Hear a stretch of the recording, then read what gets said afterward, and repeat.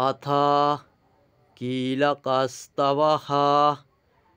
ॐ नमश्चण्डिकायै। मार्कण्डेय उवाच विशुद्धज्ञानदेहाय त्रिवेदी दिव्यचक्षुषे श्रेयप्राप्तिनिमित्ताय नमः सोमार्धधारिणे। सर्वमेतत् विजानीयान् न मन्त्राणामपि कीलकं सोऽपि क्षेममवाप्नोति सततं जप्य तत्परः।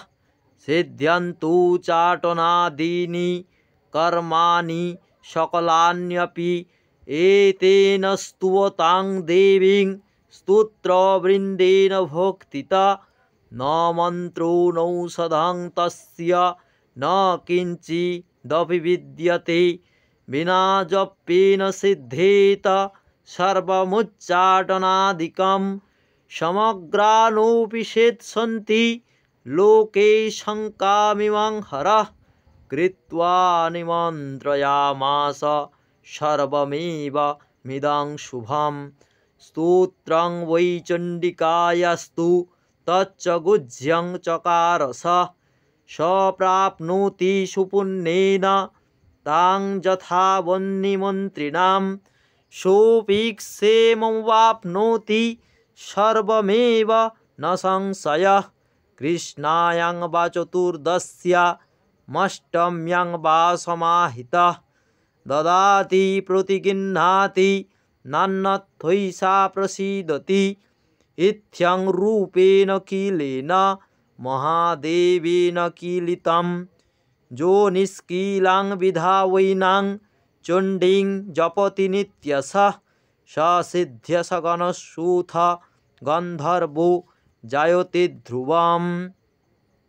न चैवापाटवं तस्य भयं कापि न जायते नापमृत्युवशं जाति मृते च मोक्षमाप्नुयात्। ज्ञात्वा प्रारभ्य कुर्वीत झकुर्वाणो विनश्यति ततो ज्ञात्वैव सम्पूर्णमिदं प्रारभ्यते बुधै। सौभाग्यादि च यत्किञ्चित् दृश्यते ललोनाजने तत्सर्वं तत्प्रसादेन तेन जप्यमिदं सदा। स नैस्तु जप्यमानेऽस्मिन् स्तोत्रे सम्पत्तिरुच्यकै भवत्येव समग्रापि ततः प्रारभ्यमेव तत्।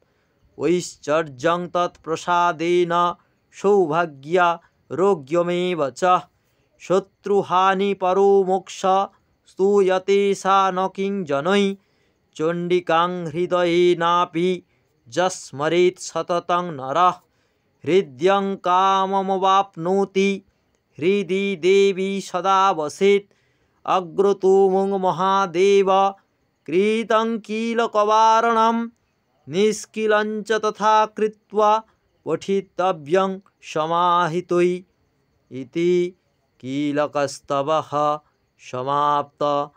ॐ सर्वमङ्गलमङ्गल्ये शिवे सर्वार्थसाधिके शरण्ये त्र्यम्बके गौरी नारायणी नमोऽस्तुते।